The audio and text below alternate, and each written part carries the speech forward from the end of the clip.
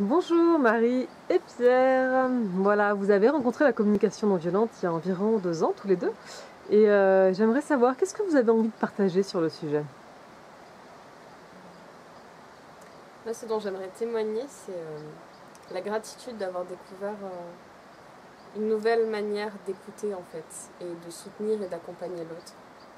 Pour moi, ça a été tout un choc de découvrir l'écoute empathique et de me rendre compte que dans mon intention à contribuer à l'épanouissement de l'autre, je bombardais de conseils, d'avis, j'étais persuadée d'avoir la science infuse et de savoir mieux que l'autre ce qui était bon pour lui. Et il y avait beaucoup de frustration et de contrariété, de conflits en fait, qui découlaient de cette posture-là. Et depuis que j'ai rencontré la communication non violente, j'ai perdu la joie d'être dans le débat. Je vois que c'est quelque chose qui m'épuise et que ça a infiniment plus de saveur et de goût pour moi de recevoir une écoute qui n'a pas l'intention de me transformer ou de me changer, de découvrir la puissance de l'empathie quand je la reçois, à quel point c'est au service de ma propre transformation, ma propre métamorphose, et à quel point quand c'est de cette manière-là que j'écoute ce que l'autre exprime, ça me permet d'aller au-delà d'une impression de séparation, de désaccord, pour goûter une forme de communion et de connexion beaucoup plus riche, beaucoup plus intense qu'auparavant. Ça me donne les moyens en fait d'être en connexion avec des êtres sensiblement différents de moi, en tout cas en apparence, et de trouver un plan où je peux rejoindre l'autre. Ouais. En tout cas, pour moi, l'empathie est une des pépites rencontrées dans la communication non violente, et c'est autour de ça que j'ai de la joie à témoigner en cet instant. Merci Marie. Et pour toi Pierre? Qu'est-ce que j'aurais de la joie à partager?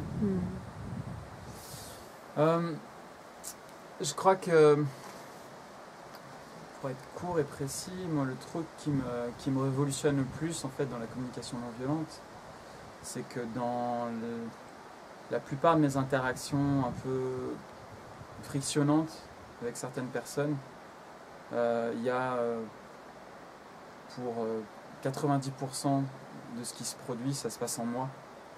Et 10% voire moins de ce qui se produit factuellement dans la situation que je vis en fait, qui est juste un activateur de quelque chose qui m'appartient, qui est de ma propre histoire. Et voilà, et en fait pour moi c'est une bombe de révolution quoi, intérieure, de juste arriver à prendre responsabilité de son monde intérieur. Et c'est un vrai taf, c'est du chemin, c'est un monde en fait qui s'ouvre. Tu veux dire que l'autre, parce qu'il fait ou ce qu'il dit, il stimule quelque chose, il fait réagir, il y a une réaction en fait, mais que ça n'a rien à voir avec l'autre vraiment, c'est ce qui se joue à ce moment-là pour toi en fait. Et ça c'est une révolution. Oui, c'est la manière d'interpréter ce qui se produit dans une situation qui en grande partie se joue en fait, cette manière-là. Et soit ça se passe de manière inconsciente, et c'est ce qui se passe la plupart du temps dans la vie courante, soit justement il y a cet outil qui permet la communication non violente de factuellement poser une observation, de factuellement se relier à comment je me sens dans cette situation-là que j'observe, de se relier corporellement à son besoin, et du coup prendre acte de son besoin et pouvoir formuler une demande. Et c'est tout un apprentissage, quoi. C'est vraiment...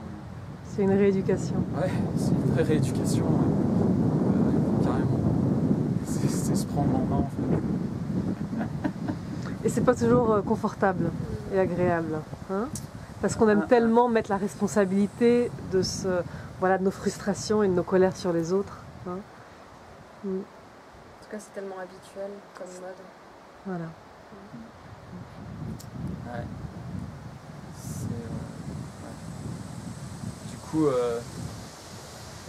Du Du coup, c'est vrai que si on a envie de vraiment poser une action pour transformer l'extérieur de la manière qu'on a envie de le voir se transformer, je trouve qu'il y a vraiment du boulot à l'intérieur, quoi. Et c'est une action qui permet vraiment de transformer l'extérieur aussi.